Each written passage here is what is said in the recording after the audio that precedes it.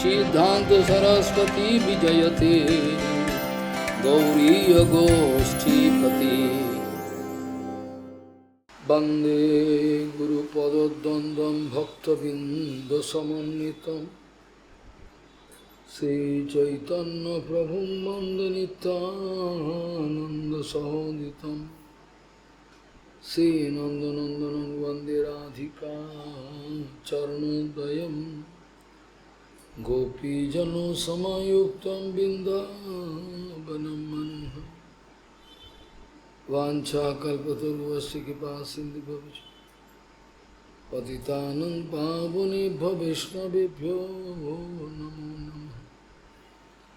मूकं करोति वाचालं पङ्गुं लङ्घयितगिरिं यत्कृपातमहं वन्दे परमानन्दमाधवं। बिन्दावै तुलसीदेव वै पिया वै केशवस्य च कृष्णभक्तिपदे देवी सत्त्ववत्त्वयि नमो नमः। नारायण नमस्कृत्य नरं चैव नरोत्तमं देवीं सरस्वतीं व्यासं ततो जयोमुदीरये। संकीर्तने कृष्ण कथोपदेश गौरीयपत्रस्य प्रकाशने च सदानुरक्त गुरुभक्तियुक्तो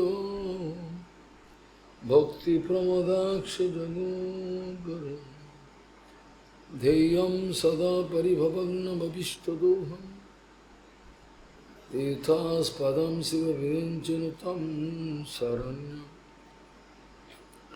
भीत्तात्तिहं पुनतपाल्भवद्दिपोतं वन्दे महापुरुषते चरणारविन्दं यत्पादपल्लवनखचन्दमनिच्छटाय विस्फुरजित किमपि भववधू स्वदर्शि सारमूर्ति साराधिकामि कदा कृपां करोसि। श्रीकृष्ण चैतन्य प्रभु नित्यानंद श्री अद्वैत गदाधर शिवसदि गौरभक्तबिंद। श्रीकृष्ण चैतन्य प्रभु नित्यानंद श्री अद्वैत गदाधर शिवसदि गौरभक्तबिंद। हरे कृष्ण कृष्ण कृष्ण हरे हरे हरे राम राम राम हरे। आजानुलंबित भुजौ कनकावदातु संकीर्तनैकपितरौ कमलायताक्षो विशाम्बरौ द्विजवरौ युगधर्मपालौ वन्दे जगत्प्रियकरौ करुणावतारौ। हरे कृष्ण कृष्ण कृष्ण हरे हरे हरे राम राम राम हरे।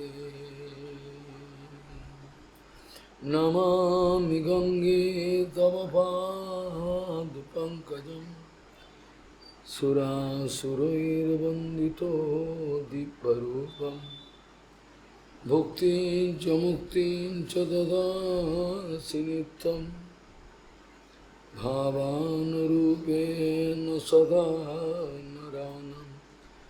गङ्गातरङ्गरमणीयजटाकलापं गौरी निरन्तरविभूषी त्ववामभागं।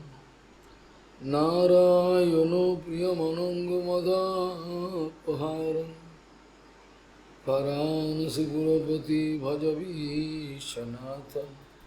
वागीशजुष्व वदने लक्ष्मीर्यस्य च वक्षसि यस्यास्ति हृदयसंवित् त्वं सिंहमहं भजे। हरे कृष्ण कृष्ण कृष्ण हरे हरे हरे राम राम राम हरे। অত দুঃসঙ্গমসৃজ্য সৎসু সজ্জেত বুদ্ধিমান সন্ত এব অশ্ব ছিন্দন্তি মনোব্যাসঙ্গম উক্তিভি। অত দুঃসঙ্গমসৃজ্য সৎসু সজ্জেত বুদ্ধিমান সন্ত এব অশ্ব ছিন্দন্তি মনোব্যাসঙ্গম উক্তিভি। গৌড়ীয় গোষ্ঠীপতি শ্রীশিল ভক্তি সিদ্ধান্ত সরস্বতী গোস্বামীর বহুবার পরমহংস জগৎগুরু জানিয়েছেন, সৎসঙ্গ করা মানেই হল অসৎসঙ্গকে সর্বান্তঃকরণে ত্যাগ করা। এটা একটা স্বাভাবিক বিষয়, নচেত সৎসঙ্গের কোনো ফল পাওয়া যায় না। গৌড়ীয় গোষ্ঠীপতি শ্রীশিল ভক্তি সিদ্ধান্ত সরস্বতী গোস্বামী ঠাকুর বহুপাত পরমহংস জগৎগুরু জানিয়েছেন, সৎসঙ্গের প্রচেষ্টা মানেই হল অসৎসঙ্গকে ত্যাগ করার একটা বদ্ধপরিকর ধারণা থাকবে। যদি তা না হয়, অর্থাৎ অসৎসঙ্গ এবং সৎসঙ্গ যখন একই সঙ্গে চলতে থাকবে, সেক্ষেত্রে সৎসঙ্গের ফল কোনো মতেই পাওয়া যায় না, পাওয়া সম্ভব নয়। আমরা প্রভুপাদের সময় একটি লেখনী তো বলছিলাম, বৈষ্ণবকে, এটা প্রভুপাদ লিখেছেন, বৈষ্ণব চিনব কী করে, এরকম একটা লেখনী বেরিয়েছে। সেখানে বলছেন, কাউর মুচকি হাসি, মিষ্টি ব্যবহার, তার বাহ্য সমস্ত আচরণ, কীর্তনেতে তার মন আছে, সব কিছু, এগুলো সব দেখে আমরা হঠাৎ মন্তব্য করতে পারি ইনি হচ্ছেন পরম বৈষ্ণব। কিন্তু প্রভুপাদ বিজ্ঞানভিত্তিকভাবে প্রমাণ করে দিয়েছেন, যে ব্যক্তির প্রতিষ্ঠার কোনো বন্ধমাত্র যার জীবনে নাই, যে কোনোভাবেই তিনি ভগবানের সুখবিধানের জন্যই করেন, কোনো জায়গায় তিনি প্রতিষ্ঠা পাবেন না, এরকম তার কোনো বাসনা নাই। তিনি অন্তঃকরণ থেকেই ভগবানকে সন্তুষ্টি করার জন্যই তিনি করেন, আর কাউর কাছে কিছু প্রাপ্তি বাহুবা কোনো কিছুর জন্য তিনি করেন না। এর উদাহরণও স্বরূপ আমি বেশ কয়েকটা উদাহরণ দিয়েছিলাম। সেটা সন্ত গোস্বামী মহারাজের কীর্তন, আদি মাধব গোস্বামী মহারাজের কীর্তন, সেসব কীর্তনগুলো ছিল ভগবানকে সন্তুষ্টি বিধানের জন্য। দু একটা উদাহরণ দিলে এটা অনুভবের মধ্যে আসতে পারে। শ্রী সন্ত গোস্বামী মহারাজ পুরীতে রথযাত্রার পূর্বেতেই গণ্ডিচা মাঞ্জন আদির সময় যে কীর্তন করতেন, সে যে কী কীর্তন, তার পূর্বাশ্রমে কাকাও ছিল, তিনি প্রভুপাদের আশ্রিত, বিরাট কীর্তন করতেন, এমন কীর্তন যে বুক ফেটে যাবে।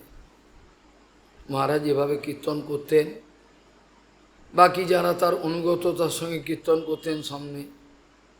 এইভাবে এই গুন্ডিচা মাঞ্জন আদি রথযাত্রা যে সব অনুষ্ঠানগুলো হয়ে থাকে, হরিভক্তি বিলাসের যে সূচি আছে, যে আদেশগুলো করেছেন, তাতে এই মহাজনগণের আনুগত্যে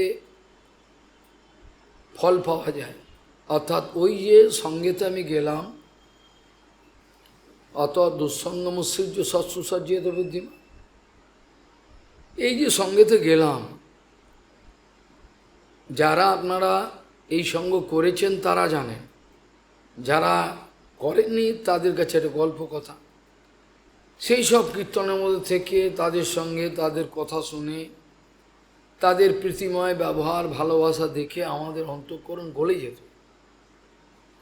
মঠ থেকে গুরু মহারাজ হয়তো পাঠাতেন সন্ত মহারাজের কাছে যাও নিমন্ত্রণ করতে,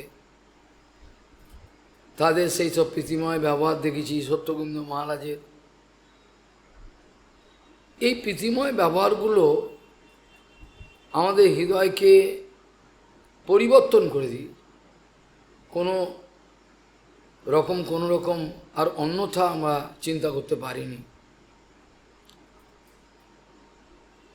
আমাদের অমৃতসরেতে, পাঞ্জাবে অমৃতসরেতে শিল ভক্তিযুক্ত মাধব গোস্বামী মহারাজ তার সমস্ত প্রচার পার্টিকে নিয়ে, যারা প্রচারে থাকে না, ভক্তি বল্লভ তীর্থ গোস্বামী মহারাজ যান, ভক্তি বিজ্ঞান ভারতী মহারাজ, যারা যাদের যাদের তিনি নিয়ে যান, তাদেরকে নিয়ে সেখানে তিনি গেছেন।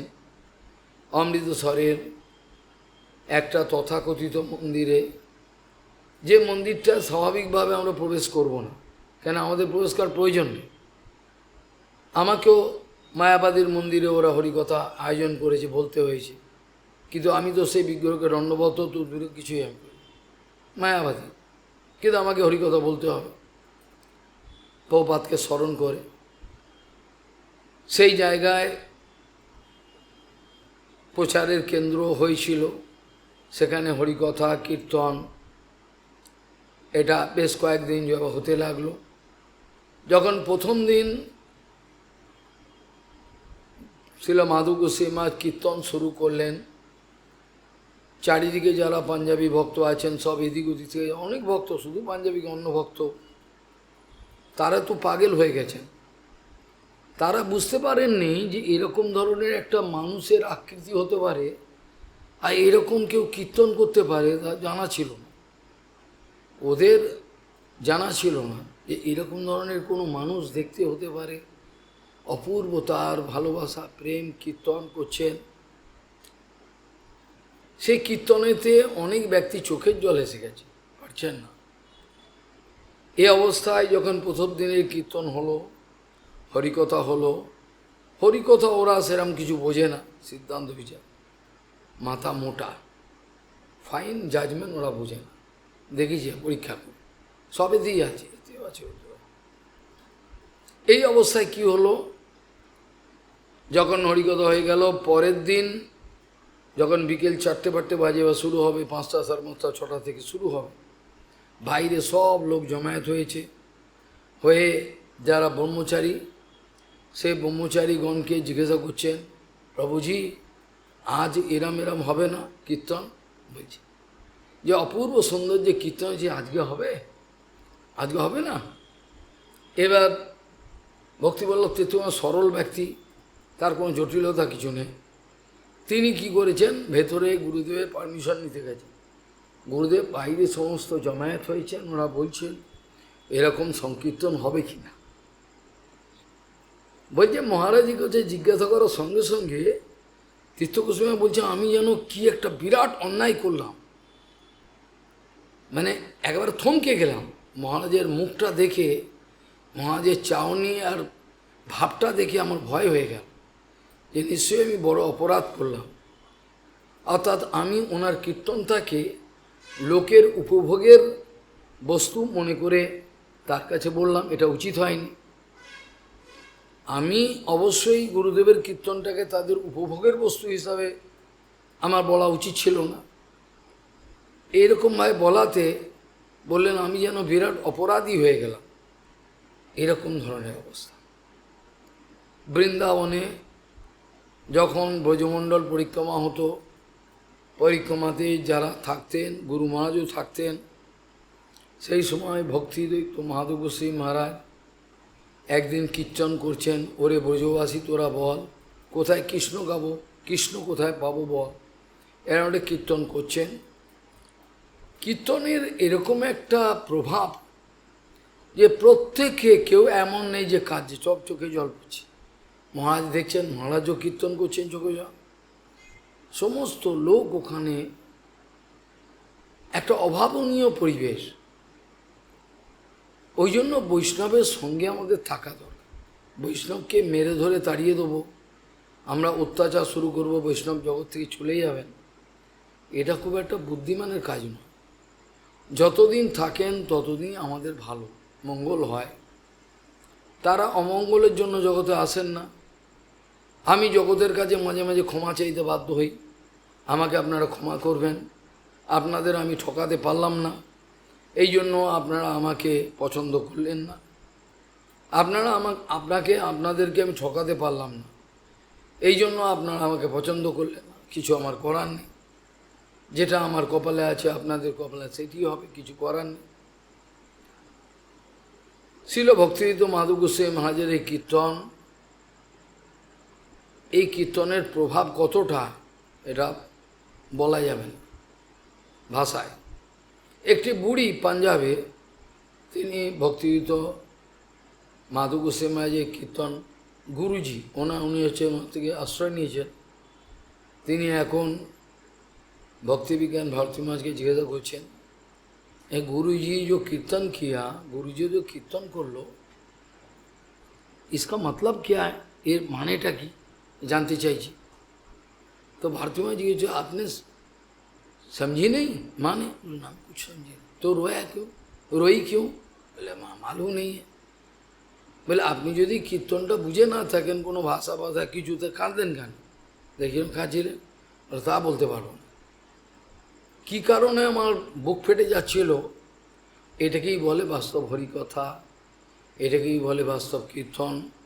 মূর্খ সমাজ কিছু বুঝবে না, ভ্রান্ত পথে ধোকাবাজ চিটার এদের পাল্লায় পড়ে তাদের সৎসঙ্গর কোনো কিছুই আর অবশেষ থাকবে না। আর আমিও চাই না তারা অসৎসঙ্গ করুক, সৎসঙ্গ করুক, এটা আমার ইচ্ছা না। তারা সৎসঙ্গ করলে বাস্তবিক সৎসঙ্গ করুন, হ্যাঁ তো এর কোনো অর্থ নেই অসৎসঙ্গ করে। কাজেই বৈষ্ণবের যেখানে হরিকথা কীর্তন হয়, সৎসঙ্গ হয়, এটার যে কত বড় প্রভাব। সেখানে সমস্ত এনভায়রনমেন্ট, পরিবেশ, সেখানে যদি কোনো পোকামাকড় থাকে, টিকটিকি থাকে, আরশোলা থাকে, সমস্ত এই শব্দের ধ্বনি তরঙ্গ গিয়ে তাদের মঙ্গল বিধান করে।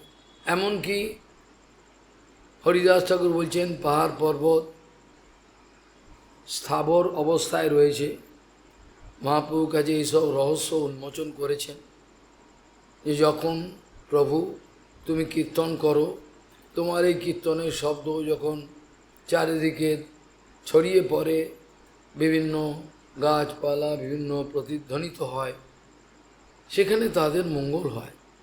তারা প্রতিধ্বনি করছে বলে মনে হয়, কিন্তু তারা উত্তর দিচ্ছে তোমার কীর্তনে। এই কথাটা কিন্তু অবাস্তব নয়। আমাদের কাছে আমরা জড়বাদী, তাই জন্য আমাদের কাছে একটা অবাস্তব মনে হতে পারে যে এটা কী করে সম্ভব।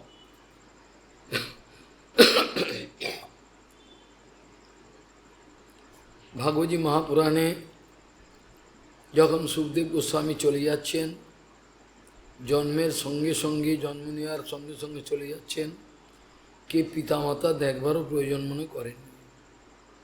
সেই সময়তে ব্যাসদেব গোস্বামী যে আর্তনাদ করেছিলেন, সে আর্তনাদটা আমরা মনে করেছিলাম এটা জড় পিতামাতার যেরকম কান্নাকাটি আর্তনা ওরকম, কিন্তু টিকাকাররা বলছেন তা নয়।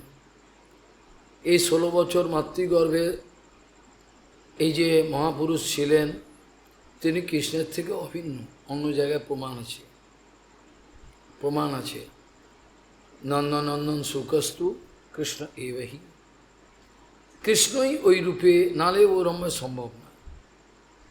তিনি ইচ্ছে করে ওই লীলা করলেন প্রথমে, কারণ ব্যাপ্তম বিশ্বম চরাচরম, এটা তো তিনি আছেন। তিনি যদি ওই অভিনয়টা করেন তাহলে তার দোষ লাগে না। যদি ওরা অন্য কোনো, আমাকে প্রশ্ন করেন, বদ্ধজীব যদি এটা করতো তাহলে একটা দোষ দেওয়া যেত। যদিও তিনি আবার দৈন্য করে স্বীকার করেছিলেন, পরিনিষ্ঠিত অপি নৈর্গুণ্যে গৃহীত উত্তম শ্লোক লীলয়া, এগুলো বলেছিলেন। কিন্তু এবারও অদ্ভুত, ব্যাসদেব গোস্বামী যখন পেছনে পেছনে প্রত্যেকে ডাকছেন আজু হাওয়া, তখন প্রতিধ্বনিত হচ্ছে, যেন মনে হচ্ছে পাহাড় পর্বত স্থাবর জন্ম সমস্ত কিছু যেন বলছে কে কার পুত্র, কে কার পুত্র, ক পুত্র, ক পুত্র। আজকে সকালেও কথাতে বলছিলাম, বিশেষ কিছু বলতে পারছিলাম না আজকে। যাই হোক, সেখানে ভাগবতী মহাপুরাণে এটা বলা আছে, জং প্রভয়ন্ন মনোপে তমাপেত কীর্তম দ্বৈপায়ন বিরহ কাতর আজহাল পুত্রে তো তন্ময়তয়া তরব অভিনেদ ত্বং সর্বভূত হৃদয়ম মনমা মনুমানুতস্মি। সর্বভূত হৃদয়ম, যদি কেউ বলবে, আপনি যে প্রথমে যুক্তিটা বললেন এর কি প্রমাণ আছে, কে বলতে পারে? সর্বভূত হৃদয়ন একমাত্র পরব্রহ্ম ভগবান শ্রীকৃষ্ণের বললে খুব ভালো হয়। যদিও আমরা জানি কোনো যোগী নিজেকে ছড়িয়ে দিতে পারে, তবে যেন হতে পারে, কিন্তু এই কথাটা একেবারে অ্যাবসলিউট সার্থক প্রয়োগটা হবে যেখানে এই শব্দটা বলছে ব্যাপ্তম বিশ্বম চরাচরম। এটা তো আমাদের বেদান্ত না পড়লে আমরা জানতে পারতাম না। বেদান্তের ব্যাখ্যাতে পরিষ্কারভাবে বলছে, প্রতি বারে বারে মায়াবাদী একটা কথা তুলছে, খণ্ডন করে উত্তর দিচ্ছেন। এটা একমাত্র ব্রহ্ম ছাড়া কাউর হতে পারে। তো সর্বসাকুল্যে আমরা প্রমাণ করে দেখতে পারি যে এটা অন্যথা নয়, এটা ঠিকই কথা, কিছু করার নেই। যেভাবে আমরা সৎসঙ্গ বর্তমানে করছি বা করে থাকি, এ সৎসঙ্গের কোনো অর্থ হয় না। সে কথাটা বহুপাদ পুনঃ পুনঃ বলেছেন, অনেক বুঝিয়েছেন। অনেকেই বহুপাদকে স্বার্থপর, তিনি নিজে প্রতিষ্ঠাকামী, কাউকে যেতে দিয়ে যান না, এরকম ধরনের উল্টো বুঝেছেন। বহুপাদ পুনঃ পুনঃ তাদের বুঝিয়েছেন যে এরকম ধরনের যদি আপনারা সৎসঙ্গ করার চেষ্টা করেন, তাহলে কোটি জন্ম আপনারা ভগবত প্রাপ্তি হতে পারবেন না। যে সৎসঙ্গটার মধ্যে নৈরন্তর্য আছে, যে সৎসঙ্গের মধ্যে মেকিং অ্যান্ড ব্রেকিং বলে কোনো কথা নেই। এই আমি সকালবেলা এই 1.5 ঘন্টা হরিকথা শুনেছিলাম, সৎসঙ্গ করেছিলাম, আর দুপুরবেলা আবার বিষয় সঙ্গ করলাম, সময় কই, আবার বিকেলবেলা যদি ইচ্ছা হয় সময় হলো করব। এগুলো বহুপাত অনুমোদন করেন নাই, আমিও কোনোদিন করি নাই। ব্যবসায়ী লোকরা দোকান বন্ধ করে আমার হরিকথায় জয়েন করবে, এই জন্য আমি 10:30 11টায় হরিকথা শুরু করব, আর প্রসাদ বিতরণ করব দুপুর রাত্রিবেলা 1টার সময়, এটা আমি অন্তত করব। একজন পেলেও তার কাছেই আমি, এইটাই হয়েছে। বৃন্দাবনে একজনের সামনে অনর্গল বলেছি, এমন নয় ওখানে একজনই বলবো কেন, প্রমাণ আছে, সব সাক্ষী। আবার অনেক লোকের সামনেও আলোচনা করেছি, শয়ে শয়ে লোক, এগুলোতে আমার কিছু যায় আসে না। সত্য কীর্তন করতে হবে, আদিষ্ট হয়েছি। আমার কথা কীর্তন হচ্ছে গোলামি, গুরু বৈষ্ণবের গোলামি করা। এটা আমার নিজের ব্যক্তিগত কোনো কিছু সংগ্রহের জন্য নয়। তা যদি হতো তাহলে এতদিন অনেক কিছু হতো, কিন্তু সেগুলো আমি আশা করি নাই। বাহ্য দৃষ্টিতে যেসব লাভ পূজা প্রতিষ্ঠা আমাদের জীবনে আসে, এগুলোকে ভগবানের কৃপা বলে মনে হয়। এগুলোকে মনে হয় এটা বলে ভগবানের কৃপা।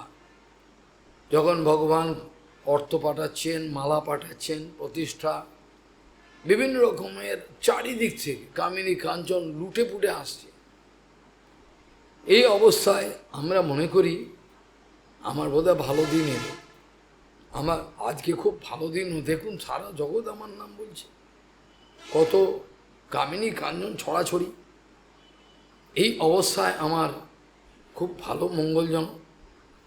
কিন্তু সেই গাধা মূর্খ অনুভব করতে পারছে না, এইটাই তোর হলো মরবার জোগাড় হচ্ছে, তোর মরবার রাস্তাটা এবার তৈরি হচ্ছে, জমালয়ে যাওয়ার রাস্তাটা পরিষ্কার হচ্ছে। যদি পয়সা ছিল না, ততক্ষণ সরলতা ছিল। কামিনীকে আমি প্রশ্রয় দেবো, সেটা সরলতা আমি মানব না, যতই রিপোর্টার বলুক আমি মানব না। সরলতা কথার মানে হলো অন্তর এবং বাহিরে গুরু বৈষ্ণব যা বা ভগবানের যা নীতি বিচার সেটাকে গ্রহণ করা, এটাই সরলতা। সরলতা মানে কিছু মূর্খ বোকা কিছু ভুজুং ভাজুং দিল, সরলতা এটাকে বলে না। এরা জগতের লোক, এরা কিছু বোঝে না, এরা নানা রকমভাবে ব্যাখ্যা করে। এইভাবে যখন লাভ পূজা প্রতিষ্ঠা আদি সব ছপ্পর পেয়ে আসতে আরম্ভ করলো, ওটা যে আমার মৃত্যুর ঘণ্টা বাজছে সেটা আমি বুঝতে পারছি না। আমার জিহ্বা একদিকে টানছে, কান একদিকে, চোখগুলো অজস্র কামিনীর দিকে যাচ্ছে, অথচ আমি সরল। কি করে হয়? এ তো হয় না। ওই জন্য বলছেন সৎসঙ্গ অত সোজা নয়। ভগবানের অশেষ করুণা হলে পরে তবে সৎসঙ্গ পাওয়া যায়। সৎসঙ্গ আমি পয়সা দিয়ে কিনে নেব, খবর পেয়েছি ওখানে যাই সৎসঙ্গ হবে, এভাবে হয়। সৎসঙ্গ প্রাপ্যতি পুংভীর বহুবীর সুকৃতি পূর্ব সঞ্চিত। পূর্বের ভক্তিন্মুখী সুকৃতি যদি অ্যাকুমুলেটেড পঞ্জীভূত হয়, তখন এক সাধুকে পাওয়া যায় জীবনে। আবার পেয়েও তাকে নাও চেনা যায়, তাকে পেয়েও অনেক সময় তাকে চেনা যায় না, কেন তার প্রতিষ্ঠানে কিছু নেই। ওই জন্য তার বাহ্য সমস্ত কিছু দেখে তাকে চেনা যায় না। ওই জন্য আমরা প্রায়শই ভুল করি। সৎসঙ্গ এবং অসৎসঙ্গের যে কনফিউশন, এটা আমাদের একটা মায়ার জগতে ফেলে দেয়।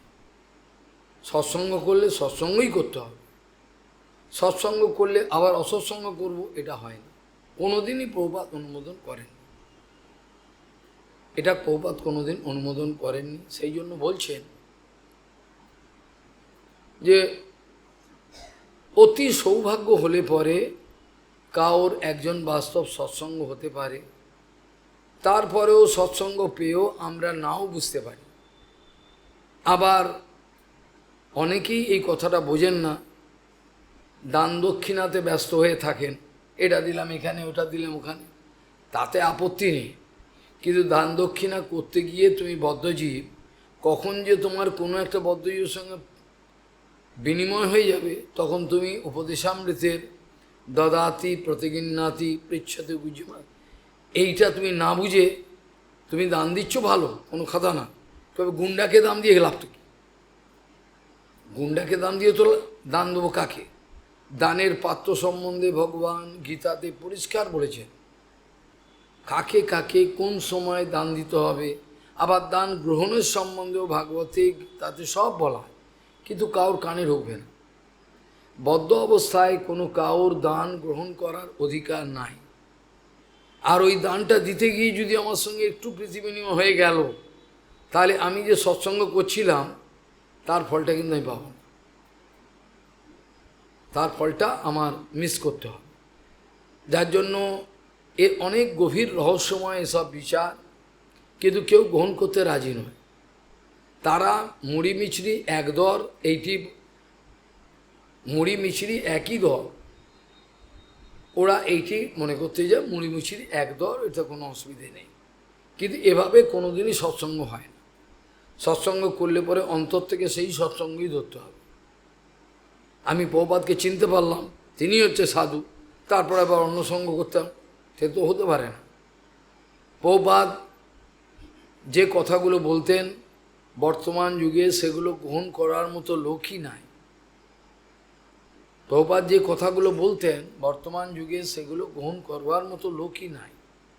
সেই জন্য প্রথমে শুরু করেছিলাম অত দুঃসঙ্গ মুসৃজ্য সৎসু সজ্জেত বুদ্ধিমান, কেন সন্ত এব অশ্বচ্ছিন্দন্তি মনোব্যাসঙ্গম উক্তিভি।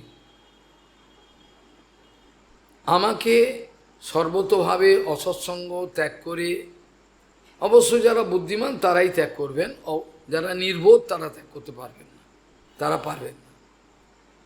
সেই জন্য সেখানে বলছেন অত দুঃসঙ্গম উৎসৃজ্য। উৎসৃজ্য মানে হলো অসৎসঙ্গ তো করবো তো পরের কথা, অসৎসঙ্গের কোনো প্রসঙ্গই আমি ধরে দূরে ছুঁড়ে ফেলে দেবো, যেন এই কথাটা আমার কানে না আসে। উৎসৃজ্য জ্ঞানে প্রয়াস মুদপাস্য, ওখানে বলেছিলেন ব্রহ্মা, উদপাস্য দূরে একদম ছুটবে, এমন দূরে ছেড়ে বলে আর কোনোদিন যেন ত্রিসীমানায় না আসে। এটা হলো সৎসঙ্গ করবার আন্তরিক ইচ্ছা, এটাকে বলে সৎসঙ্গ করার আন্তরিক ইচ্ছা। তাদের ভেজাল দেবে না, সৎসঙ্গে ভেজাল দেবে না, এটাকে বলে আন্তরিক ইচ্ছা। কাজেই জ্ঞানে প্রয়াস মুদপাস্য যেমন বলেছেন, এখানে বলছেন অত দুঃসঙ্গম উৎসৃজ্য। সম্পূর্ণরূপে লাথি মেরে ফেলে দেবো, আর আমি ওসব অসৎসঙ্গ করব না। আর সৎসু যাদের সাধু বলা যায়, স্বজন আর সজ্জন দুটো কথা প্রভুপাদ ব্যাখ্যা করতেন। আমরা স্বজন বিমোহিনী, মায়ায় মোহিত, আমরা ওই জন্য পুত্র পরিবার এগুলোকে স্বজন মনে করি, আর সজ্জন চিনি না।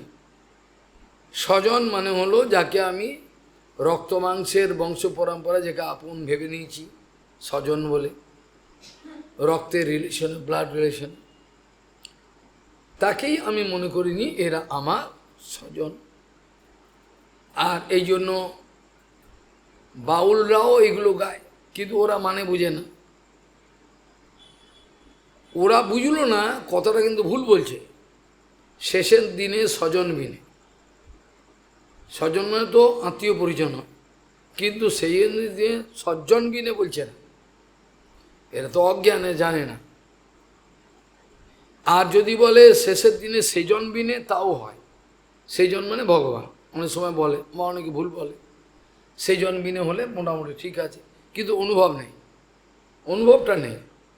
তাহলে সেখানে সজ্জন বলতে সৎ প্লাস জন, অর্থাৎ যিনি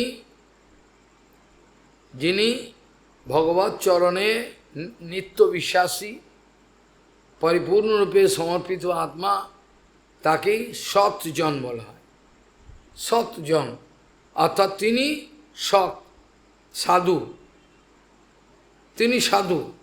তিনি যদি গৃহস্থ বেশেও থাকেন তাহলেও সাধু হতে পারে। সৎধর্মে যিনি সম্পূর্ণ প্রতিষ্ঠিত তিনি সাধু। এমন নয় যে লাল নীল কাপড় নিলেই আমি সাধু হতে পারবো, এরকম কোনো কথা। গৃহস্থ বেশে থাকলেও কত সজ্জন ব্যক্তি সজ্জন সাধু তারা, কিন্তু আবার বেশ নিয়েও সমস্ত কিছু ওলট পালট, স্বভাব চরিত্র সব কিছু তে সম্পূর্ণরূপে বিপরীত। সেখানে বলছেন অত দুঃসঙ্গ মুসৃজ্য সৎসু সজ্জিত বুদ্ধিমান, বাস্তব বুদ্ধিমান ব্যক্তি তাই সজ্জনের সঙ্গ করবেন, সাধুজনের। কারণ সেই সব সাধুরা তার আচরণের দ্বারা শানিত, যে অপ্রাকৃত বাণী, আচরণশীল বাণী, তার দ্বারা আমার হৃদয়ের যত অনর্থ রয়েছে সেগুলোকে তিনি কেটে দেবেন। এই জন্য কালকে বলেছিলাম, এক বাস্তব সাধু মানেই হলো তিনি খড়গ হাতে দাঁড়িয়ে রয়েছেন। বদ্ধজীব যারাই তার কাছে আসবে তাদের সুযোগ বুঝে তাদের যত অনর্থ আদি সমস্ত কিছুকে জবাই দিয়ে কেটে দেবেন। তেল মাখানো ব্যক্তি সাধু নয়, তিনি শত্রু। প্রভুপাদ বলছেন শত্রু হন। শাস্ত্র বলছেন অসৎসঙ্গ সর্বতভাবে আমার পরিত্যাজ্য, অসৎসঙ্গস্তু পরিত্যাজ্য। যে কোনোভাবে সর্বতভাবে পরিত্যাজ্য। কারণ এই অসৎসঙ্গের ফলে কি হয়, আমার সর্ব অনর্থের আগমন হয়, আর অধঃপতন হয়ে, আমার অধঃপতন হয়ে যায়। সমস্ত আমার অনর্থ ধীরে ধীরে আমার ভেতরে চলে আসবে, আর তার সঙ্গে সঙ্গে অসৎসঙ্গস্তু ন কর্তব্যা কদাচন যস্মাৎ সর্বার্থহানি অধঃপাতশ্চ জায়তে। অসৎসঙ্গস্তু ন কর্তব্যা কদাচন, যস্মাৎ কি হয়, আমার অসৎসঙ্গের দ্বারা অনর্থ আগমন হয়, আর আমার অধঃপাত হবেই। এই অধঃপতন কতদূর পর্যন্ত হবে তার কোনো অধঃপাত সর্বার্থ হানি, সর্ব অর্থ চলে যাবে, এবার অনর্থ আসবে। যদি কিছু থেকে থাকে অর্থ, সর্বার্থ হানি অধঃপাতস্য জায়তে। এই অধঃপতনে চোখের সামনে আমরা ভাগবতের বেশ কটা উদাহরণ পূর্বেও আলোচনা করেছি। অজামিলের কথা করেছি, কত ভদ্রলোক ব্রাহ্মণের ছেলে, কি তার বিমূর্তি ধরল, কি তার বিমূর্তি ধরল যে তার একটা দৃশ্য তার জীবনের সম্পূর্ণ অধঃপাতের কারণ হয়ে গেল। হায় হায়, কি অপূর্ব ছেলে, তার সজ্জনের, তার গুরুজনের প্রতি ভালোবাসা, শালগ্রাম তুলসী সবার প্রতি তার ভোগ ফুল তুলতে, কিন্তু হলো না। কাল তার নিজেকে রক্ষা করার ক্ষমতা ছিল না। নিজেকে রক্ষা করার ক্ষমতা কার থাকে জানেন? যার প্রবল গুরুবল থাকে, সদ্গুরুর বল। তা নালে তাদের কিছু দূর পর্যন্ত একটা মোরাল স্ট্রেংথ থাকে, এই পর্যন্ত সহ্য করতে পারছে, এটা মেয়ে ছেলে দুগুলো এটাও ঠিক আছে। তারপরে যখন আরও গাঢ় হতে থাকলো, তখন আর ভেঙে গেল নিজের চরিত্র, নিজের ইলাস্ট্রিসিটি। যেমন একটা গার্ডারের একটা ইলাস্ট্রিসিটি, বেশি টানবে না, বেশি টানলেই কী হবে, পরে গিয়ে এই রবারটা ঠাক করে ছিঁড়ে যাবে। সেরকম আমাদের জীবনের যে সহন ক্ষমতা, নৈতিক চরিত্র যা কিছু আছে, এগুলো একটা সীমা আছে। কেন আমরা ভক্তি লাভ করি নাই, তার একটা সীমা আছে। ওই সীমা যেই পার করে যাবে তখন ভেঙে যাবে, ছেড়ে যাবে, পথপতন হয়ে যাবে। অজামিলের অধঃপতনের কারণ হলো সে গায়ত্রী জপ করতে হবে, সবই পারে, হয়তো গায়ত্রী কেউ দিয়েছিল, সে সদ্গুরু যে কৃপা শক্তি সেটা সে পায়নি, সেই জন্য তার এরকম ধরনের হলো। যদি সে সদ্গুরুর কৃপা লাভ করত তাহলে অন্তত এটা হতো না। যে ঘটনাটা আজকে সকালেও বলছিলাম, কথা বলতে অসুবিধা হচ্ছিল সকালে, প্রচণ্ড সোডিয়াম নেমে গেছে, সব দেখলো, প্রচণ্ড সময় নেই, কী করব, বিশ্রাম হয় না, সময় নেই বিশ্রাম, সেরকম আজও হয়, তাও বাস্তবিক হয় না। তো সেখানে সনাতন গোসাইকে যখন, সনাতন গোসাইপাদকে যখন হোসেন শাহ কয়েদি করে জেলের মধ্যে ঢুকিয়ে দিয়ে চলে গেল, তখনকার কথাটা চিন্তার বিষয়। সনাতনের দোষটা কি না, উনি যুদ্ধেতে যাবেন না। রাজা বলে যুদ্ধে যেতে হবে, যুদ্ধে যাবো না। কেন? বলে ওখানে তুমি হিন্দুদের মন্দির ফন্দির ভাঙবে, উড়িষ্যা, আমি যাবো না। বলো তাহলে তোমাকে জেলে ঢুকবে, দাঁড়া, জেলে ঢুকিয়ে দিল লক। রূপ গোস্বামী আগেই চলে গেছেন, রূপ গোস্বামী আগেই চলে গেছে, সনাতন জেলে পড়ে গেছে। এবার জেলে বেরোবে কিনব, বুদ্ধি খাটাচ্ছে, কী করা যায়। শাস্ত্রের নিয়ম হলো অর্থ, এর কথা চাণক্য পণ্ডিতও বলেছে। এগুলো নীতিশাস্ত্রের মধ্যে হলেও এত ভালো কথা, যদি আমার ধর্মকে রক্ষা করতে হয়, যেটা আমার আধার, যে আধারকে ছেড়ে দিলে আমি সব চলে যাব, সেই ধর্মকে রক্ষা করার জন্য আমার ধন দৌলত সব কিছুকে আমার পাঞ্জা লড়তে হবে, প্রতিজ্ঞা করতে হবে। কারণ ওইটি তো আসল, ওইটি তো আধার। আমি যেটাকে ধরে সংসার সাগর পার হব, সেটার জন্য আরে টাকা দেবো না, টাকা থাক, টাকা কেন দেবো, টাকা কত কষ্ট করে রোজগার করতে হয়। কৃপণ লোক বলেন, কৃপণ লোকের মহা অনর্থ উপস্থিত হয়, লেখা আছে ভক্তিবিলাস। কৃপণ লোকের বিরাট অনর্থ হয়, এটা পরে বুঝতে পারে। সনাতন দেখলেন আমাদের তো জমানো টাকা রয়েছে, সোনার কয়েন, এটা দেখি, বলে দেখি আপত্তি কি, যদি অর্থ দিয়ে আমি ওই জেলে যে পাহারাদার তাকে বলছেন, ওহে ভায়া, মুসলিম ভাই, দেখো তোমার কত উপকার করেছিলাম, বল করিনি? আমি যখন চিফ মিনিস্টার ছিলাম, প্রধানমন্ত্রী ছিলাম, তখন তত উপকার, হ্যাঁ তা আপনি করে, তা আমাকে একটা উপকার কর। কী উপকার? বলে আমাকে ছেড়ে, তা হয় নাকি, আমাকে গলা কেটে দেবে? মানে কাটবে না, কেউ জানবে না, জানবেই জানবে, ও আমাকে মারবেই, আমার শেষ করে দেবে, জবাই করবে আমার গলা, আমার স্ত্রী পুত্র আছে, তখন কি করব? সব আল্লাহর দোহাই দিলে হবে? ঠিক আছে বলছি। তিনি বললেন ঠিক আছে, এক কাজ করো, তোমাকে 2000 স্বর্ণমুদ্রা দেবো, 2000 স্বর্ণমুদ্রায় না, একটা কথা হলো এই ছাড়া যেতে পারে, এখন লাইনে আসছে, কিন্তু যদি ধর না ছাড়া যাবে না, তারপর আস্তে আস্তে 2000 থেকে 3000 4000 স্বর্ণমুদ্রা যেই হলো, তখন তার মোরাল স্ট্রেংথ, নৈতিকতা ভেঙে গেল। হ্যাঁ, তা ছাড়তে পারি। তো বলবে সকালবেলা শৌচকর্ম করতে গেছে, গিয়ে শেকলটা আমার হাত থেকে টেনে গঙ্গায় ঝাঁপ দিল, আর যে শেকল আর তালা সমেত গঙ্গার বানেতে কোথায় যে মরে গেল, তোর মরে গেছে বাসা, মরে গেল, হাত ছাড়িয়ে ঝাঁপ দিল গঙ্গায়, কী করবো বলুন? এইভাবে তুমি বলে দেবে? হ্যাঁ, তা বলা যায়, বলে পারেন। তাহলে সনাতন গোসাই ওই টাকা দিয়ে। তা আমাদের এখানে অনেকেরই আছেন, আমি বলবো না তাদের চরিত্র খারাপ, থাকতে পারে ভালোই, কিন্তু তাদেরও একটা নৈতিকতার একটা সীমা আছে। কিন্তু প্রভুপাদ বা গুরুবর্গের তাদের কিন্তু সীমা নেই, সীমাহীন। যে কোনো মূল্যে আপনি যদি তাদের কিনতে চান, কামিনী কাঞ্চনপতি, তাদেরকে করে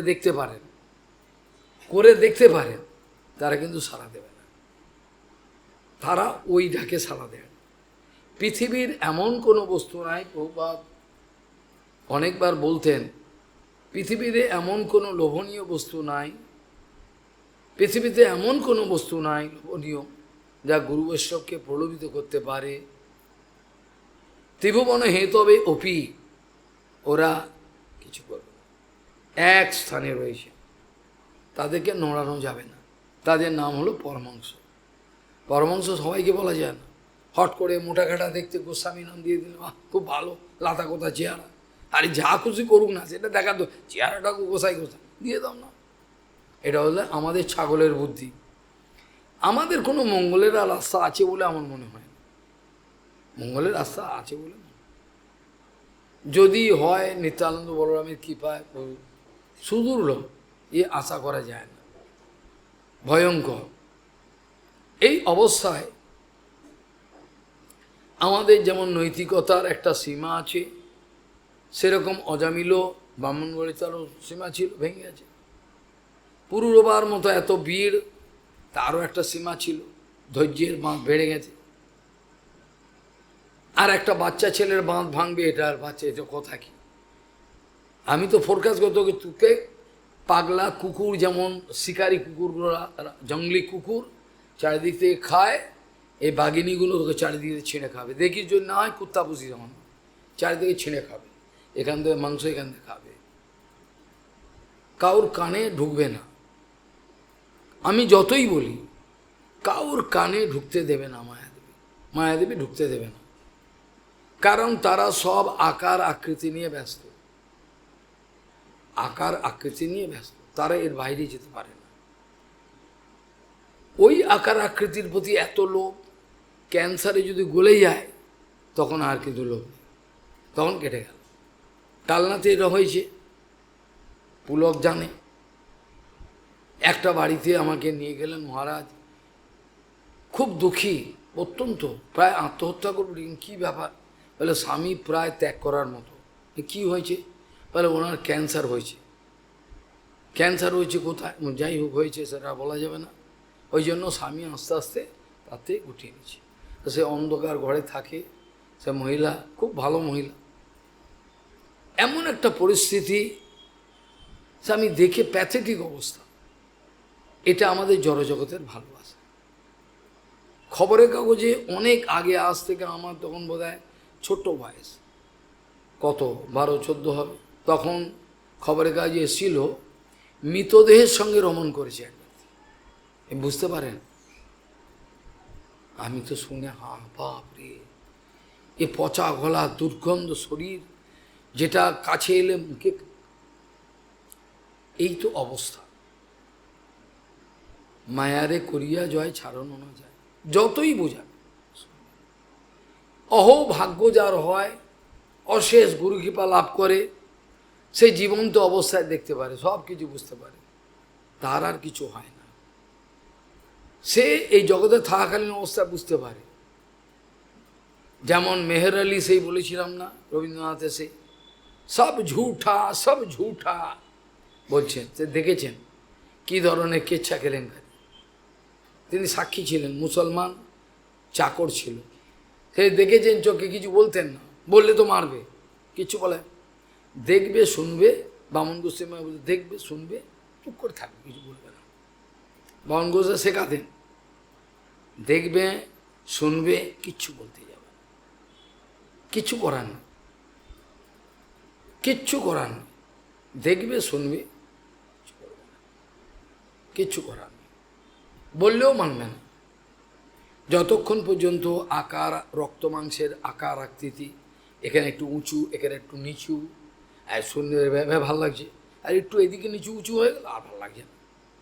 যেটা শঙ্করাচার্য বলতেন, শঙ্করাচার্য গদ্য মহাপ্রভুর কথা, শঙ্করাচার্য শঙ্কর ভগবান, এগুলো তো আর ভুল বলেননি, বাকি হয়তো বেদান্তর করেছেন, শঙ্করাচার্য যে কথাগুলো মোহাম্মদগারে বলেছেন সেগুলো তো ঘুম ভাঙানোর কথা, কিন্তু কেউ তো শুনবেন, সবার আকর্ষণ ওই দিকে, চোখের সামনে আমার পড়ে রয়েছে আর আমি নেব না, এ হতে পারে? কখনই সম্ভব। শঙ্করাচার্য যেসব কথাগুলো বলেছে সেগুলো বললে পরে এখানে লোক উঠে পালাবে, সহ্য করতে পারবে না, কিচ্ছু করার নেই। আমরা যতদিন পর্যন্ত জাগতিক আকার আকৃতি ইত্যাদি নিয়ে ব্যস্ত থাকব, কয়েকটা উদাহরণ দিই কীভাবে গুরুবর্গের কৃপা, কীভাবে গুরুবর্গের কৃপা, কয়েকটা উদাহরণ দেবো আপনাদের, এর বাস্তবিক উদাহরণ, একটাও গল্প না, বাস্তবিক উদাহরণ, আপনার চমকে উঠবে, এরকম, হ্যাঁ এরকম হয়েছে আমার জীবন, কিন্তু কিছু করতে পারে সেসব ঘটনা। আমাকে একবার শিলিগুড়িতে নিয়ে যাওয়া হলো, বললে ওখানে হরিকথা বলবেন, আমি কোনো দিন যাইনি, বা আসামেও যাইনি, একবার গেছি, যাই হোক। সেখানে আমার সঙ্গে গেছেন কয়েকজন, আমার সঙ্গে আসামে গিয়ে দীনবন্ধু গেছিল, সব দেখেছে চোখের সামনে, শিলিগুড়িতেও দীনবন্ধু ছিল, রুটি করতেন দুটো, এখন তারা সব ভুলে গেছে, মায়া সামনে থাকলে আর মনে পড়ে না, তখন পৌপাদের আদর্শটা আর মনে পড়ে না, যখন মায়া খাবি খায় মানুষ,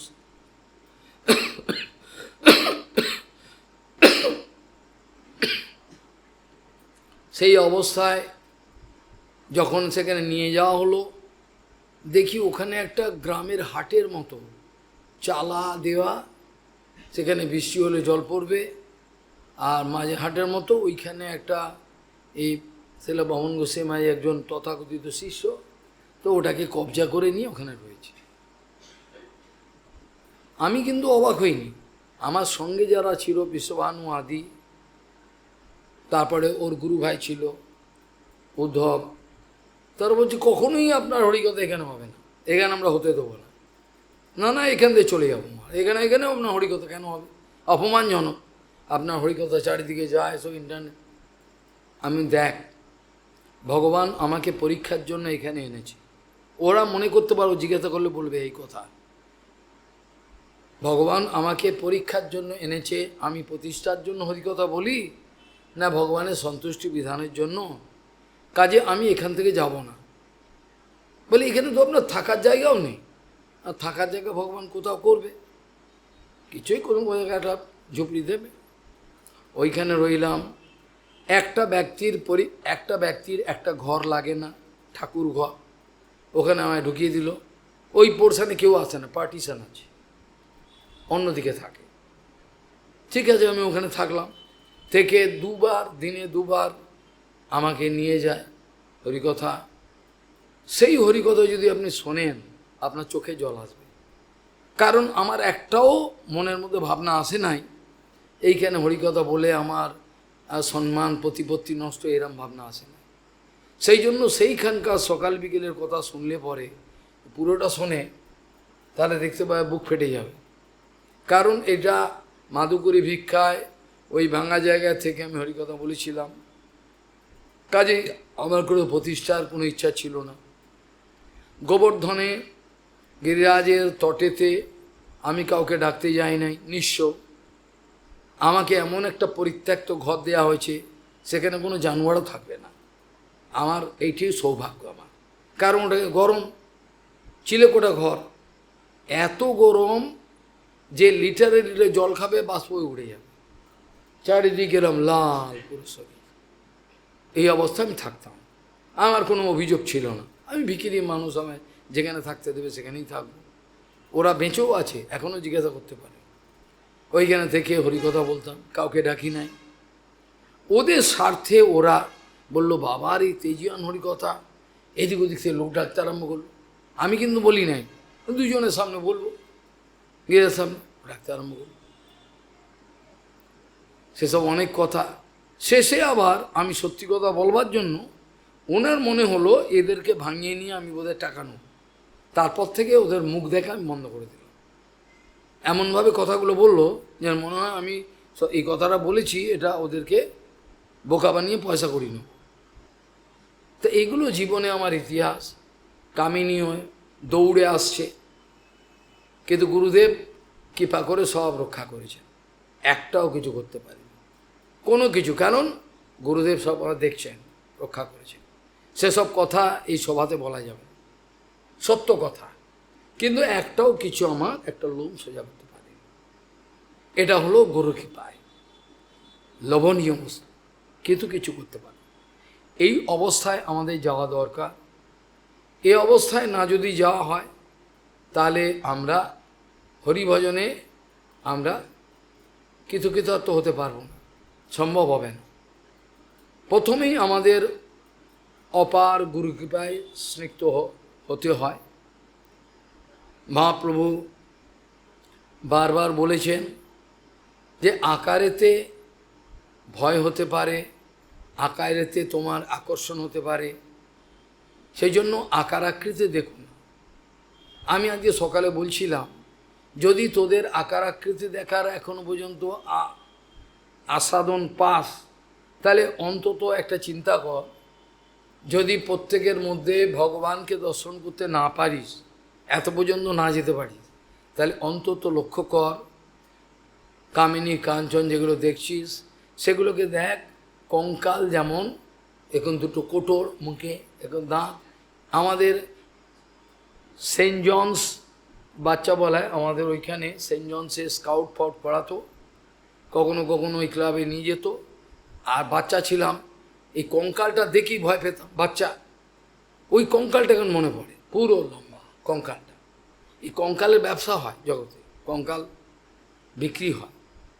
এই কঙ্কালটা দেখ, কঙ্কালটা দেখে এবার বোঝ তুইও কিন্তু এই কঙ্কালের ওপর তোর মক্ত মাংস দিয়ে মায়ের গর্ভে মাটি দিয়ে যেমন দুর্গা প্রতিমা বানায়, এটা যদি অন্তত দেখতে পারিস তাহলে কিন্তু তোর কিন্তু মায়া ধরবে না। অন্তত যদি এটা আজকে যাকে দিয়েছিস একেবারে অপরূপা, তাকে কালকে গলে গেছে দুর্গন্ধ। এই রূপের দর্শনের কথা চৈতন্য মহাপ্রভু আমাদের বলেন নাই, মহাপ্রভু এই শিক্ষা দেন নাই, কিন্তু আমরা এই শিক্ষাই পাচ্ছি মঠে মন্দিরে। আমরা মনে করি আমরা শত্রুতা করব, আমরা মনে করি আমরা শত্রুতা বন্ধ করে দেবো, ওনার কথাই যেন না চলে, কেউ না শোনে। কল কি হবে, আমার ঘন্টা কিচ্ছু হবে না। তোদের বরঞ্চ দায় লাগবে, ওই যে লোকগুলোকে ভুল পথে চালানো করার ফলেতে দায় লাগবে। কোনো পাগলকে যদি পাগল বলা হয় সে রেগে যায়, কিন্তু কোনো সুস্থ ব্যক্তিকে যদি পাগল বলা হয় সে তো মুচকি হেসে চলে যাবে। তা আমাকে যদি বলে লম্পট, আমাকে যদি চোর গুন্ডা বলুক না, আমি তো মুচকি হেসে চলে যাব। জগতের কোনো লোক আমার দিকে তাকিয়ে বলতে পারবে না, এমনকি পুলিশ অফিসারও পারবে না। একবার তাকাবে, তাকে বুঝতে পারবে দেখে। পয়সা খেলে অবশ্য আলাদা কথা, এটা আলাদা, নর্মালি হতে পারে না। এইভাবে দেখা যায় আমরা আকার আকৃতিতে জড়িয়ে রয়েছি বলে আমরা সত্যের অনুসন্ধান পাচ্ছি না। যেটা মহাপ্রভু বলেছিলেন, আকারাত ওপি ভেদব্যম শ্রীনাম বিষয়নাম ওপি। মহাপ্রভু বলেছেন খালি কাষ্ঠের একটা পুতুল, এটাকে শাড়ি পরানো রয়েছে।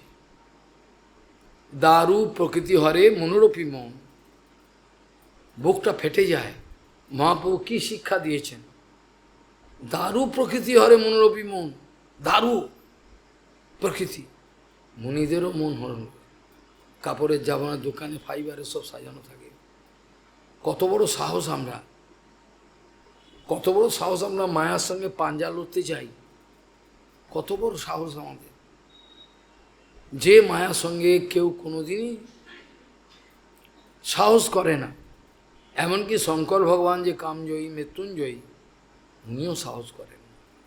মায়ারে করিয়া জয় ছাড়ানো না যায়, সাধুগুরু কৃপা বিনা না দেখি উপায়। কত বড় সাবধান থাকতে হয়, একথা আমি পূর্বপূর্ব হরিকথাও বলেছিলাম। ট্রেনের ভাড়া নেই, অথচ গ্রন্থ ছাপাবার কত উৎসাহ। এত কিলোমিটার এখান থেকে যেতে বিষ্ণুপ্রিয়া, সেখান থেকে নেবে কালনা, সেই নিহারবাবুর বাড়ি কোথায়, কোট ছাড়িয়ে সেখানে যেতাম। ওই আলু সিদ্ধ অন্ন, সেখানে কম পয়সায় তিনি করতেন, 7 টাকা পেজ করতেন, যখন তখন দাম ছিল 15 টাকা, ডবল, প্রায় 14-15 টাকা। তো আমি সেখানে করতাম। এইভাবে তিনি যদি চৌকিতে বসতে দিতেন, আমি বসতাম না। উনি জানেন আমি বসবেন না, তখনই একটা কোনো কাঠের একটা কিছু দিতেন, ওখানে বসতাম। ঘন্টার পর ঘন্টা কাজ হতো। একটু খালি 15 মিনিট উনি খেয়ে আসতেন, সবাই তো সহ্য ক্ষমতা নাই। একবার প্রবল ঝঞ্ঝাবাদ, এমন বৃষ্টি, মনে হবে যেন পুরো কালনা বোধহয় ভেসে যাবে, এরকম অবস্থা। নিহারবাবু আমাকে বলছেন যে মহারাজ একটু বসুন, আমি ছেলেটাকে না আনলে ও তো বাচ্চা, ও আটকে যাবে। আমি তাহলে আমাকেও চলে যেতে হবে, আপনি গেলে। কেন আপনাকে, আপনি তো এখানে থাকুন, আমি আসছি, চলে আসবো। হতে পারে না। কারণ কি না, আপনার স্ত্রী একতলায় রয়েছে, ও তো একতলায় রয়েছে, আপনি দোতলায়, তাহলেও হবে না। আমি কোনো স্কোপই দেব না কোনো কথা গুজব লটাবা, তারপরেও যদি কেউ লটায় সেটা তাদের ব্যাপার। আমি সেখান থেকে চলে যেতে রেডি হচ্ছি, উনি তখন বুঝতে পারলেন আমার মনের ভাব, স্ত্রীকে পাঠালেন। যে এতটা সাবধান থাকে তাকে কে বিপদে ফেলবে? ফেলবার চেষ্টা করেছিল কিন্তু পারবে না। যেখানে গুরুদেব আছেন স্বয়ং, সেখানে আমার কি করতে পারবে? কিছু করতে পারে? গুরু হচ্ছে সহায়।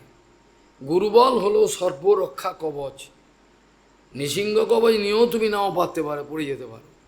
যেখানে গুরুর কবচ দেয়া রয়েছে, যেটা কেউ দেখতে পাচ্ছে না, সেই গুরুর কবচের বলে সে বিশ্বকে জয় করতে পারে।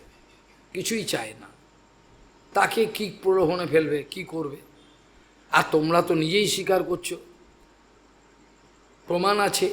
অর্থবিত্ত তোমাদের অভিশাপের কারণ হয়েছে, নিজেই তো বলছো। নাকি এটা আমাকে বোকা বানাবার জন্য? হ্যাঁ, আপনি ছাড়া কোনো উপায় নেই। চিঠিপত্র আছে যে আমাদের কেবল অর্থই এসছে, মহারাজ কিচ্ছু হয়নি, আপনার মতো লিখছে। আমার লিখছে একটা আচরণশীল গিংড়াইতে, সেগুলো আমরা ইন্টারনেটে দিয়েছি। তাহলে এটা কী জন্য দিলে? আপনার মতো আচরণশীল যে গুরু বৈষ্ণব আচরণ মানে, এ ব্যক্তি আমরা পাবো বলছি। আর তারপরেও আমাকে, আশ্চর্য ব্যাপার, তিনি বলছেন, লেখা লিখিতভাবে আমার কাছে আছে সব। আমাকে বলছেন আপনি এসে যদি এবার রক্ষা করেন একসঙ্গে। মানে একসঙ্গে সেটা তো আমি আগে বলেছিলাম, সেটা তো আপনি মানতে রাজি চান। আমি বলিনি, আমি তো একসঙ্গে, আমি কি আলাদা কোনো কিছু করতে চাইনি, কিন্তু আপনি নিজেই সহ্য করতে পারলেন না আমার প্রতিষ্ঠা, যদিও আমার কাছে কিছু নেই।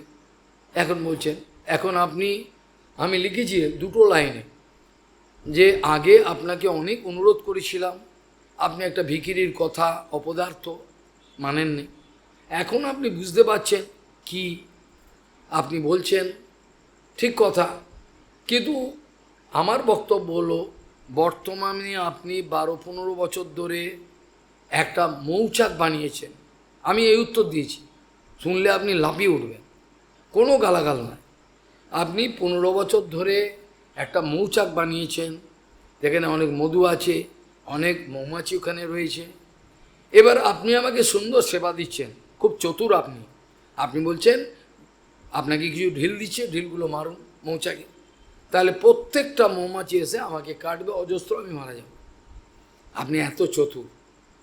আপনি যদি সেবা দেওয়ার হতো তাহলে আমার হরিকথা বন্ধ করেছিলেন কেন আপনি? কেন আপনার আমার থাকাতে আপনার অসুবিধা হয়েছিল? কেন হলো? সর্বশান্ত আমি, কিছুই আমার নেই। কাজেই বোকা বানানো যায় না। যিনি নিজেই বলেছেন ইনি গুরু কৃপা পেয়েছেন, তিনি আজকে বলছেন উল্টো। তিনি নিজে বলেছেন গুরু কৃপা পেয়েছেন, গুরু কৃপার লক্ষণ, তিনি আবার বলছেন না। তো বলতে পারে, সুযোগ সুবিধা বুঝে কথা পাল্টাতে পারে। যেমন পলিটিক্যাল লিডাররা আজকে বললো এক, কালকে পল্টে দিতে পারে। এটা তো আমার কি হবে? যা কথা তাই কথা। এখন এই মৌমাছি যে চাক বানিয়েছেন, তাকে আমি যদি এখন ঢিল ছুড়ি তবে আমাকে তো সব কামড়াবে।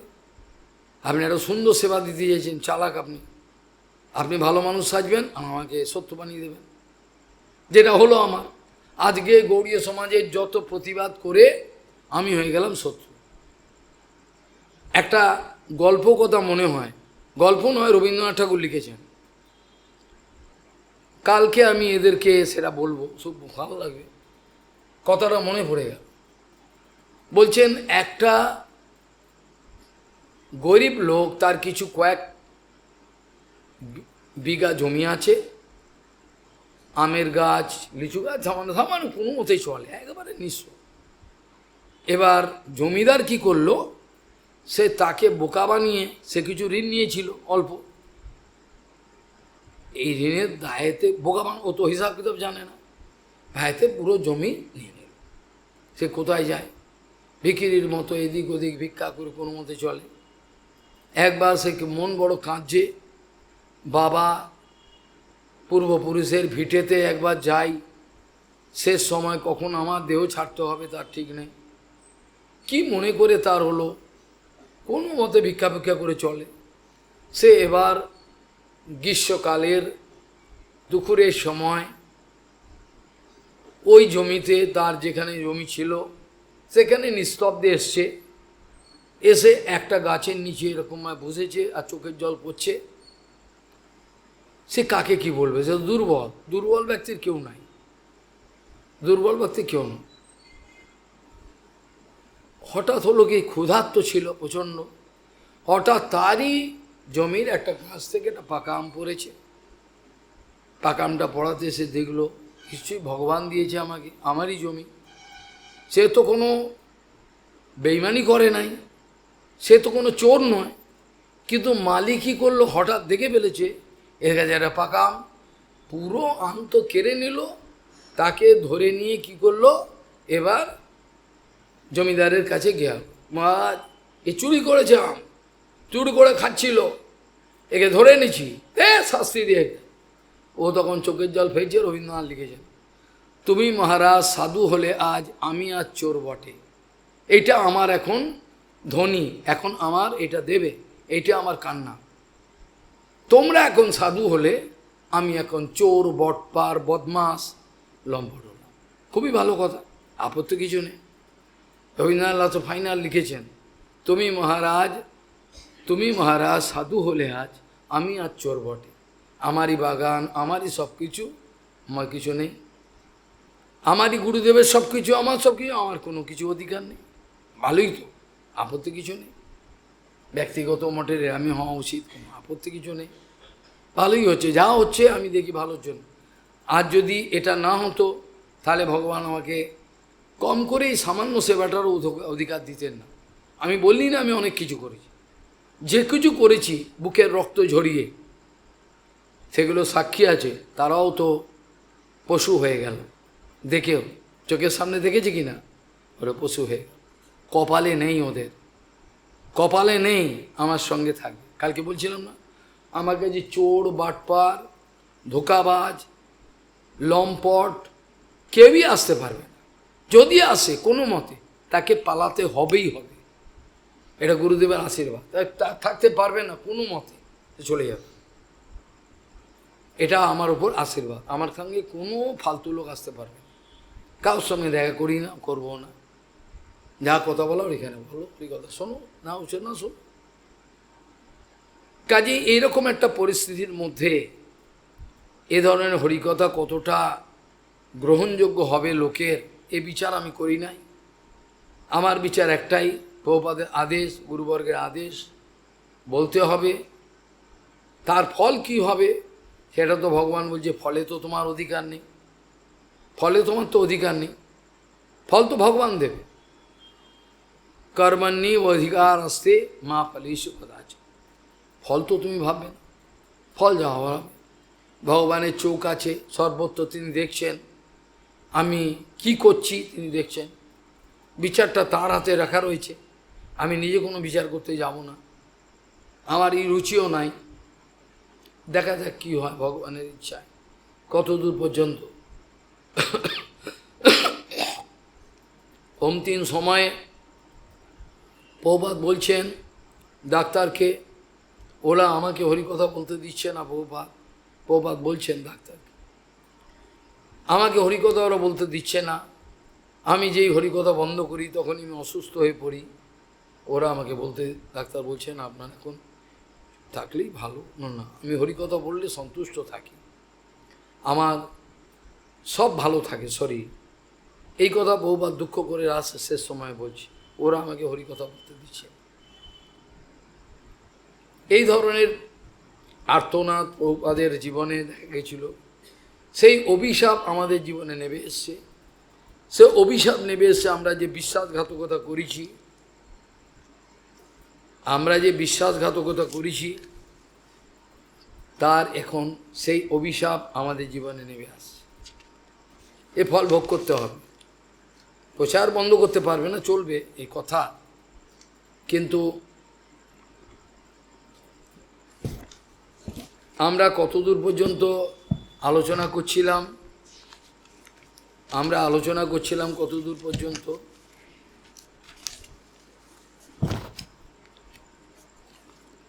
15 অধ্যায়ে সেখানে আমরা বলছিলাম শেষের একেবারে, সেখানে বলছিলাম যে 35 নম্বর শ্লোক। আজকে একটা ওভারঅল ডিসকাশন করে এই অধ্যায়টা আর আলোচনা, অন্য অধ্যায় আলোচনা হবে। 11 স্কন্ধে 1500 অধ্যায় আলোচনা হচ্ছে। সেখানে আমি শেষেতে বলেছিলাম জন্মৌষধি তপোমন্ত্রৈর যাবতীরিয় সিদ্ধয়োঃ যোগেন আপনতি ত্বাহ সর্বা না অন্যের যোগগতিম ব্রজ। পরে বলেছিলেন সর্বাসাম ওপি সিদ্ধীনাম হেতু পতি রহম প্রভু অহম যোগস্ব সাংখ্যস্ব ধর্মস্ব ব্রহ্মবাদী। সব কিছুর মূলে কিন্তু আমি সাংখ্যযোগ ও ব্রহ্মবাদীদের সব কিছুর কিন্তু ধর্ম নিয়ন্ত্রণ কিন্তু আমি মালিক। সকল সিদ্ধির হেতু কিন্তু আমি পালয়িতা, আমি ফল দিয়ে থাকি।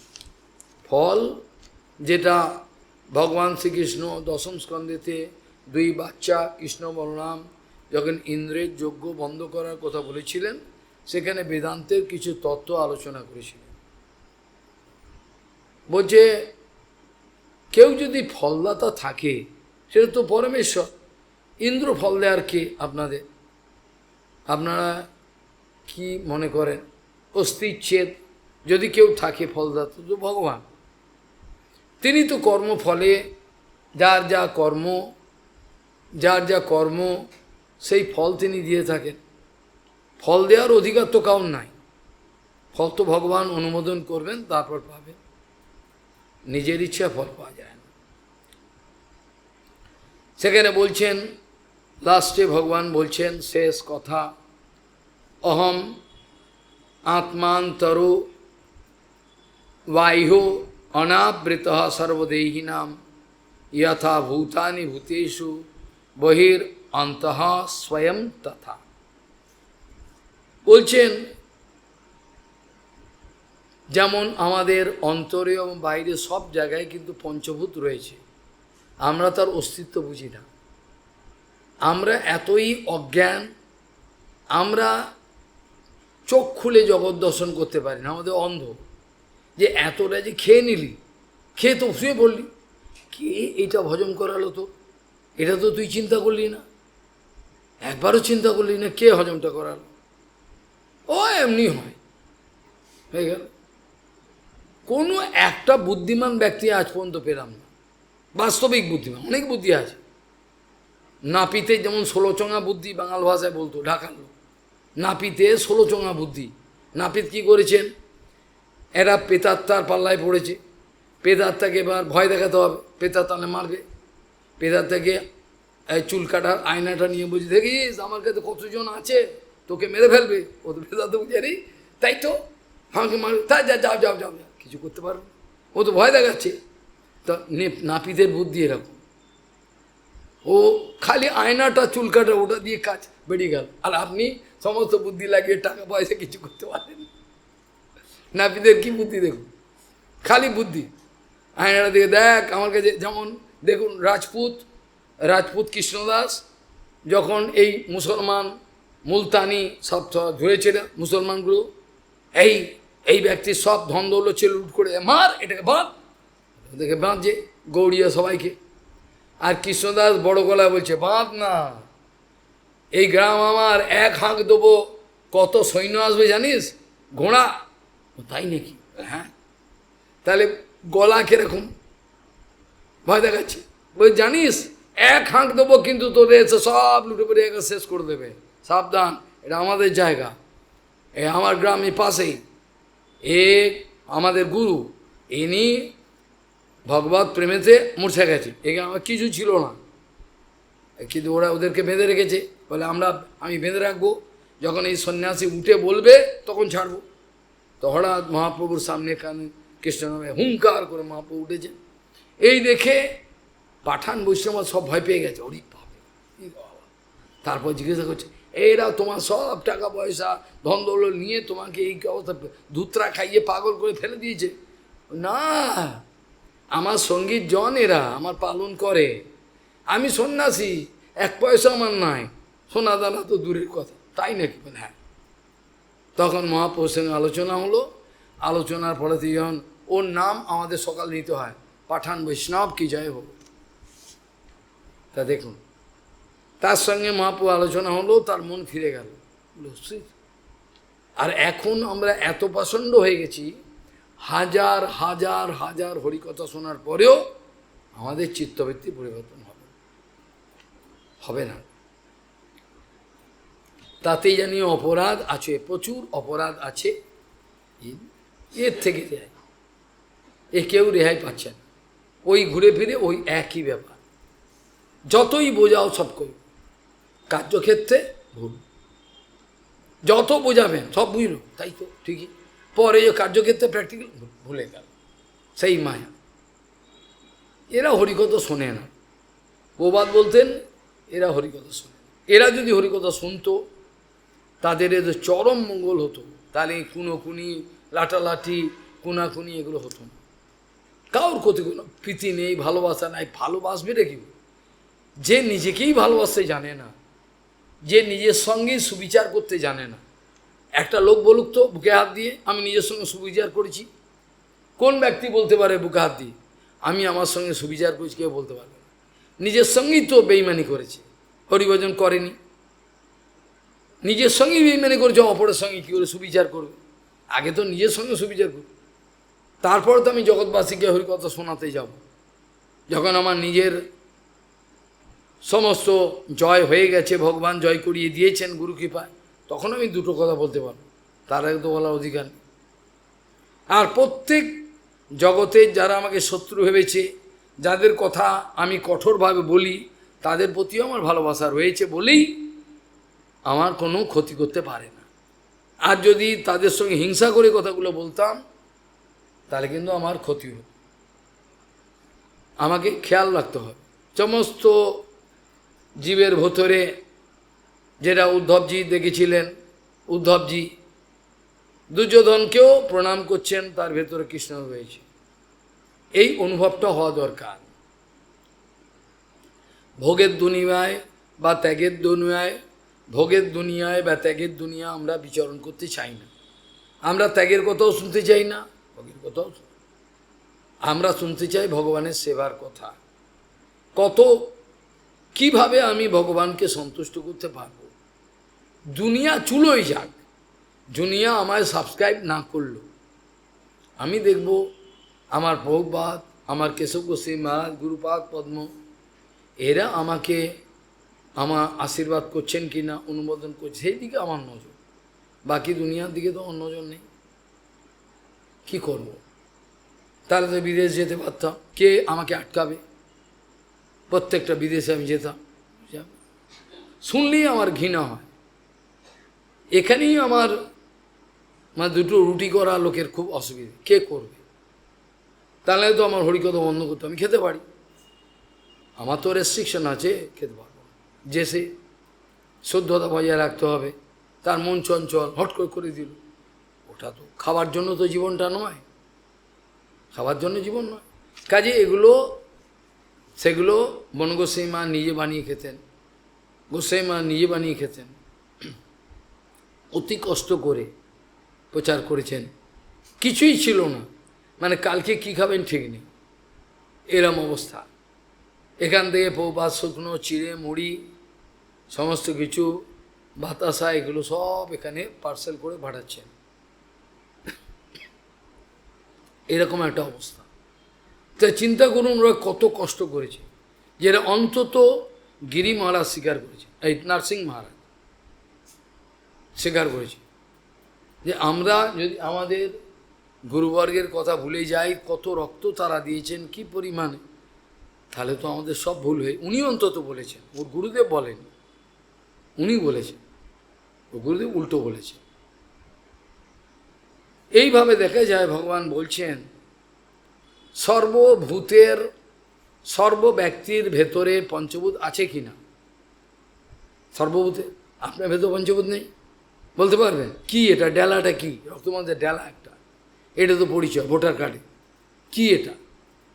এটা ডেলা, পিণ্ড একটা, পরিচয়টা কি?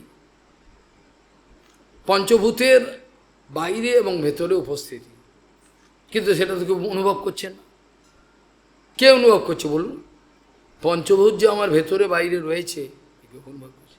ভগবান বলছেন, চতুর্শ্লোকী ভাগবতে বলেছেন, কালকে আমি সেটা আলোচনা করব, আজকে আর সময় হলো না। ওভারঅল ডিসকাশন আমি কালকে আশা করি করতে পারবো ভগবানের ইচ্ছায়। কি শ্লোক দিয়ে শুরু করেছিলাম? অথ দুঃসঙ্গমুৎসৃচ্য সৎসু সজ্জেত বুদ্ধিমান সন্ত এব অশ্ব ছিন্দন্তি মনোব্যাসঙ্গম উক্তিভি वांछकल्प तरुभस्य के पासिन्द पतितानं पावने वैष्णवभ्यो नमः।